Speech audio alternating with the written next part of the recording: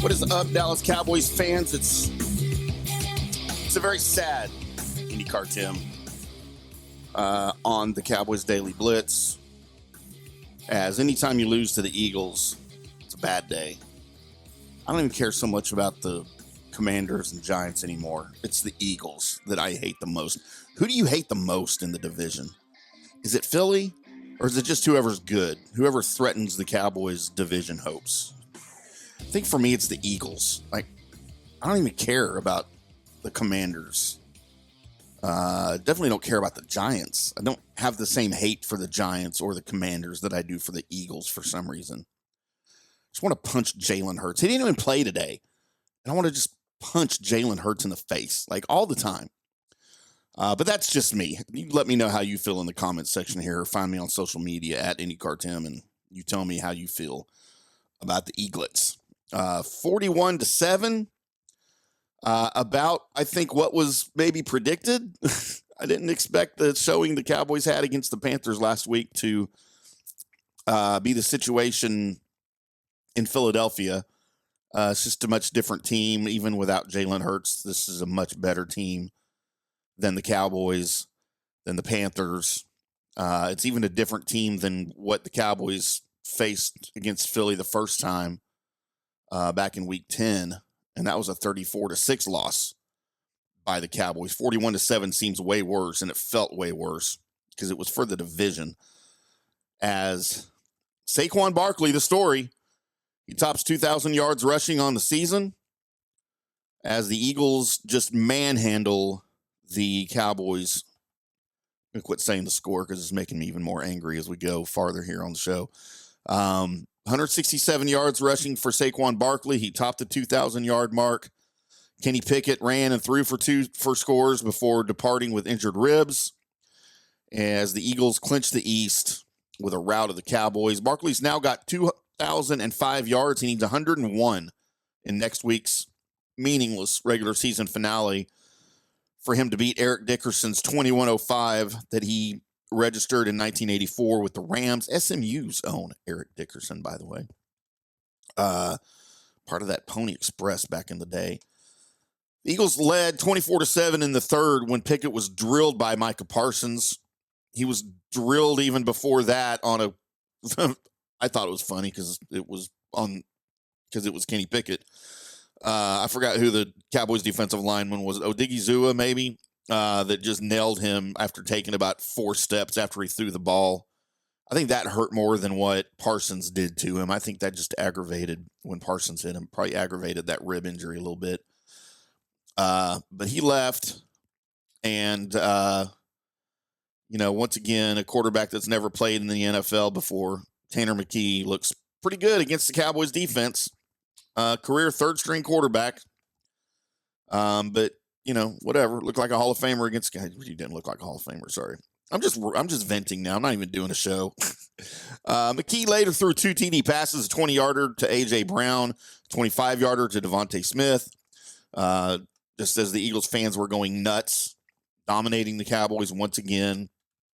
Hurts, of course, was injured in last week's loss at Washington. He's in NFL's concussion protocol, so he didn't practice all week, which made Pickett start. And I don't know why I thought that would give the Cowboys some sort of a chance against the Eagles. And I thought they were a little vulnerable this week. But with everything to play for on their end and nothing to play for on the Cowboys' end, you didn't get the performance from Rush that you did last week. And I didn't expect that. It is what it is. And the Cowboys were just overmatched for the most part against the Eagles on Sunday. Pickett finished the game 10 of 15 for 143 yards and a touchdown before he left. Tanner McKee, 3 of 4 for 54 yards and 2 touchdowns. He completed 3 passes, and 2 of those were touchdowns. Barkley, of course, 167 yards on the ground on 31 carries. Seems like a lot. I know what they're doing, but it just seems like a lot. Smith led the Eagles in receiving, 120 yards on 6 catches with 2 touchdowns. He pretty much shut down A.J. Brown I don't know if you shut him down, 3 catches, 36 yards and a touchdown. I just don't think the Eagles were throwing his way very much. He only had 5 targets. Smith had 7. So, I mean, it is what it is. The Cowboys running game, Rico Dowdle, another 100-yard game, 104 yards on 23 carries. The Cowboys had 127 yards as a team. Cooper Rush, 15 to 28, 147 yards, 1 touchdown, and 2 horrible interceptions. As you know, I don't want to say Cooper Rush is reverting back because I think this is just who Cooper Rush is, right? Like he makes some good decisions from time to time. He's not the most accurate thrower. And then other times he throws the ball kind of like Dak. Sometimes Dak's a little that way, right? Where he just throws a dart that makes you think, man, this guy's really good. And then he just an inexplicable play on the very next play that might make you question your own sanity along with his abilities. But Cooper Rush, not the best day for him. Brandon Cooks, 52 yards on 4 catches. Tolbert, 30 yards. Ferguson, 18 yards. Turpin, 16 yards. Just 148 yards through the air for the Cowboys.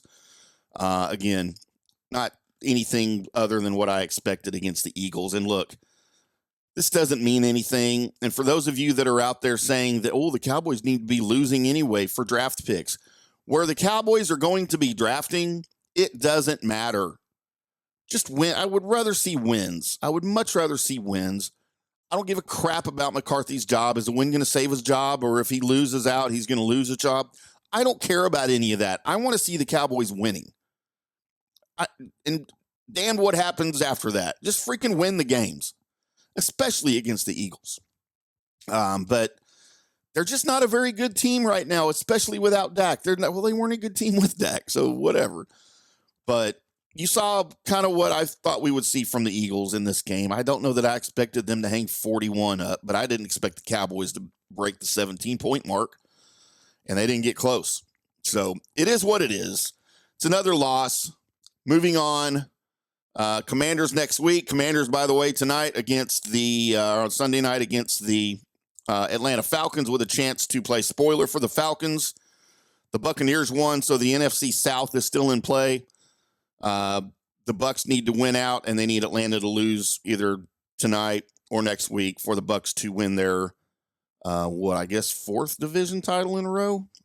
Talk about a coach that you wonder how he still has a job. And that's Todd Bowles out in Tampa Bay. Yes, he's winning divisions in the worst absolute division. But, it is what it is. Go Cowboys.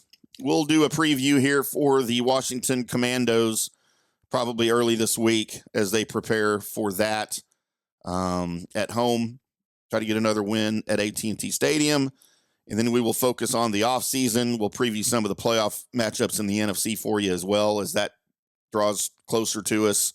And just have some fun with this offseason. We'll start doing the draft preview shows with Norm Hitzkus right here with us on the Daily Blitz, as well as some Mike Fisher right here with us on the Daily Blitz. And get excited about all that as the Cowboys are probably going to draft in the mid to late teens as it stands right now. And I don't know that there's any players even above that I'm concerned about being able to get, because this is just not a very deep draft for a lot of positions. And we'll get into that more on the draft show. But I appreciate you guys tuning in. Enjoy the rest of your Sunday. Enjoy your Sunday night football. Enjoy your Monday night football. Enjoy your meaningless college football bowl season, except for, of course, the playoffs. Whoever's playing Texas, go you.